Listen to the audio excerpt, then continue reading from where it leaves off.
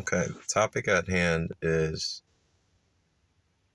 one's self-image creates conditioned behavior.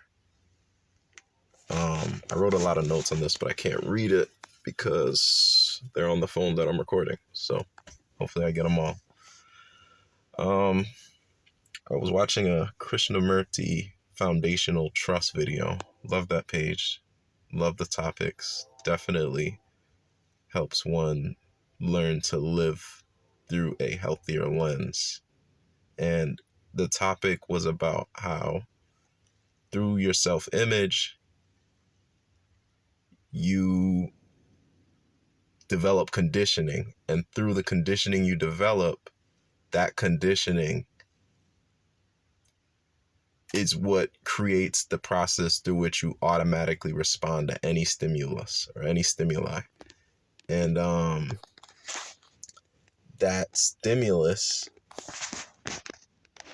is only because your brain is trained, accustomed, educated to react to things. It's not to react to things, but it's trained to register and interpret and decode things. And then the natural response is to react after you've decoded and registered what it is you've downloaded as information.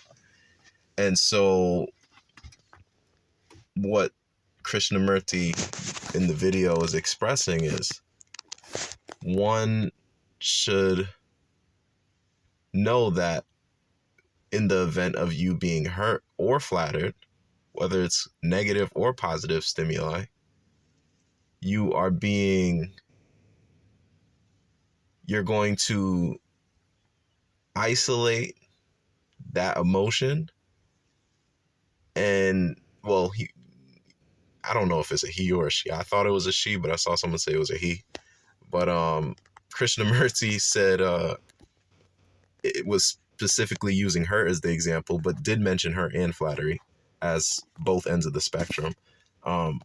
Was saying that with hurt, if you are hurt, then you're likely to isolate the hurt and resist the hurt because you don't want to feel hurt.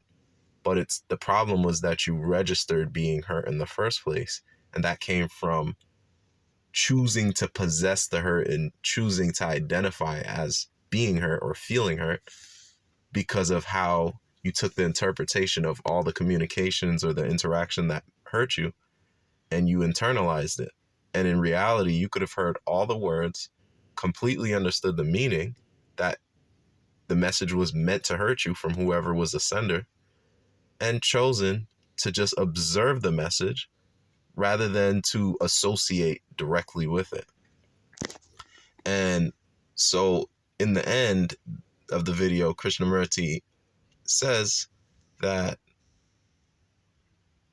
or questions the audience, this is a video from the 70s, questions the audience, is there a way to train yourself to not register the hurt? And he or she doesn't come to a conclusion in that video that I watched, maybe in the overall presentation, but it sounded like, based on where they were going, was the answer is to observe the flattery or observe the insult and to train yourself not to register it. Because through not registering it, you're not isolating the feeling, but you're also not associating directly with it. And so the delivery was kind of, it's a tough subject to really explain clearly, or maybe their explanation wasn't the clearest.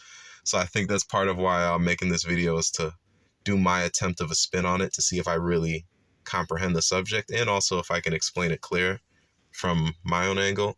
But I did take that